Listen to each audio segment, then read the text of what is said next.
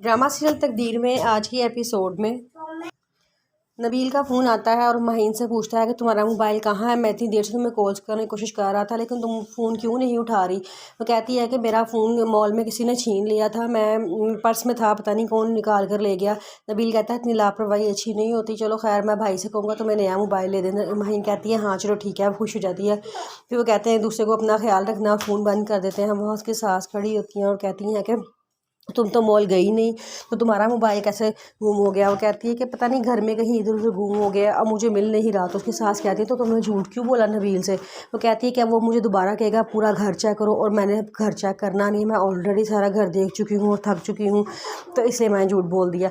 वैसे ही मेरा मोबाइल बहुत पुराना हो गया था, उसका मॉडल भी बहुत पुराना हो गया था, चलो इसी बहाने मुझे नया मोबाइल मिल जाएगा, मैं नया मोबाइल लेना चाहती थी।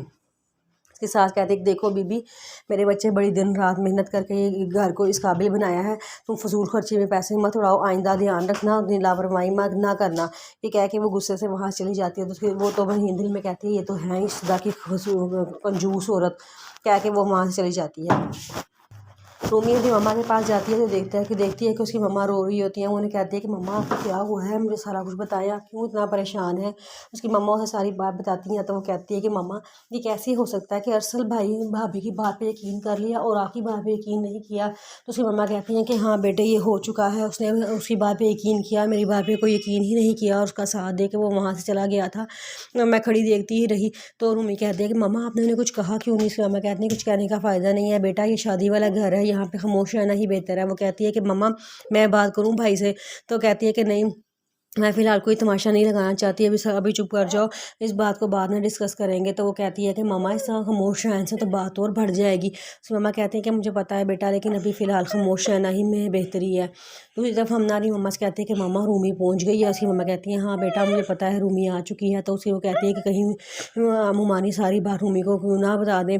तो उस वो कहते हैं कि हाँ बता देगी, सारी बात है, माँ बेटियाँ से एक दूसरे के गम दुख की साझी होती हैं, वो ज़रूर बताएगी उसको। और जब दिल में हद से ज़्यादा बोझ बढ़ जाए ना, तो किसी जब भी कोई ज़रा से दो हमदर्दी के अल्फाज बोलता है तो दिल करता है कि उसको सारा बोझ उस पर उतार दिया जाए और वो बंदा सारे वो लफ्ज़ बोल के अपने दिल हल्का कर लेता है।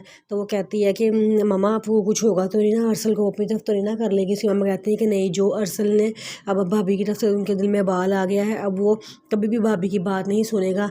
देखना अब तुम बाजी तो पलट चुकी है, सारी जीत तुम्हारी होगी और भाभी को शिकस्त होगी। और देखना अरसल अब तुम पे ही यकीन करेगा, भाभी की किसी बार भी यकीन किया ही नहीं करेगा। हमने कहती है ये तो बहुत अच्छा हुआ, मैं भी ऐसा ही चाहती थी।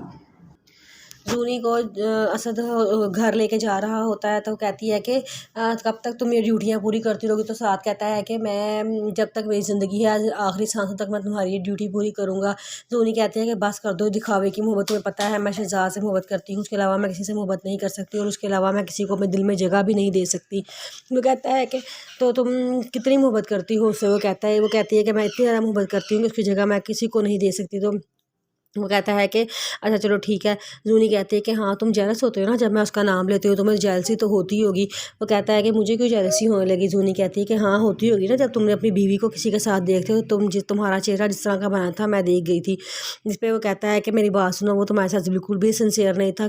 तो जूनी कहती तुम ये बात कैसे कह सकते हो कि सिंसियर नहीं था, मैं तो उसके हर हर्फ पे यकीन रखती हूँ।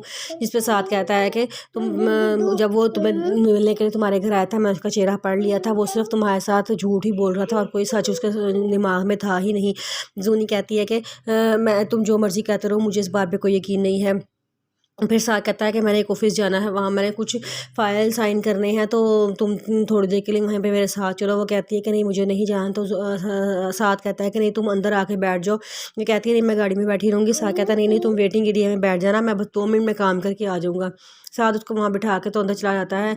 वहाँ पे शहजाद काम करता हुआ आता है, वो चाय दे रहा होता है लोगों को, कहता है चाय चाय चाय वाला आ गया, चाय वाला आ गया। तो जूनी देख लेती है, जूनी कहती है कि तुम शहजाद तुम। शहजाद कहता है कि जूनी तुम यहाँ पे क्या कर रही हो। जूनी शहजाद को देख के एकदम परेशान सी देती है, शहजाद डर के वहाँ से भाग जाता है। जूनी साथ से कहती है कि मुझे पता है तुम्हारी प्लानिंग थी, तुम जान के मुझे ये सब कुछ दिखाने के लिए यहाँ लेकर आए थे। साथ कहता है मेरी बात का यकीन करो, मैंने ऐसा कुछ भी नहीं चाहता था, लेकिन वो यकीन नहीं करती और वहाँ से गुस्से से चली जाती है।